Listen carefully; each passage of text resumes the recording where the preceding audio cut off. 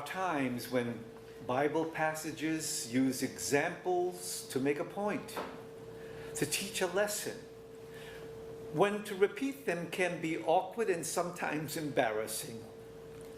The temptation is to avoid any reference to them. Well, the passage today from the prophet Jeremiah presents us with this dilemma. Jeremiah related to us an exchange he had with God. He was told to buy a new loincloth. We could say, take that to mean a new undergarment. He was told not to wash it, but take it off and hide it.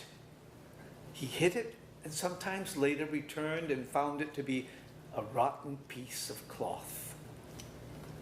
Well, God used this example to describe what had happened with the relationship he had with his people. People he rescued from Egypt, protected and guided. And God used the story of the rotted loincloth to describe what his relationship to people had become. Some of us may be too old to remember a well-worn phrase our mothers may have used when we left the house. Make sure you have a clean underwear on. You may get into an accident. Now, some hearing that phrase today would recognize it and smile, but others said, that makes no sense. Not for a mother.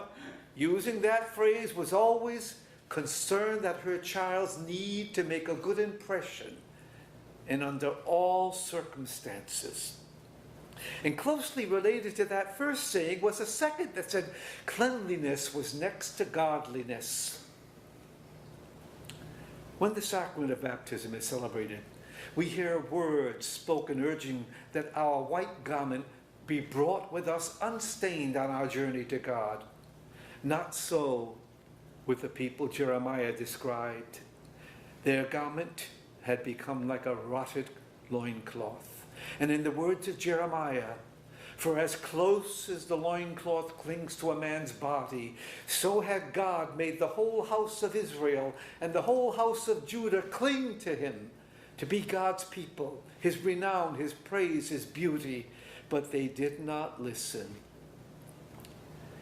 Broken relationships that Jeremiah described between God and people occurs today in relationships with God, between friends, between husbands and wives, children and parents, co-workers.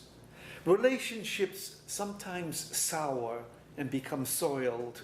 And unfortunately, this happens when we negate the potential within each one of us to make things right between ourselves and others.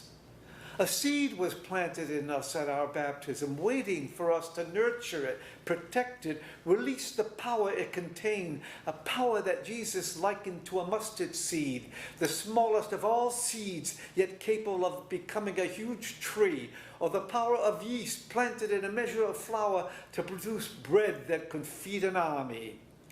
We possess that power. We were clothed in an outer garment at our baptism and told to keep it clean for all to see, and in seeing, recognize the handiwork of God.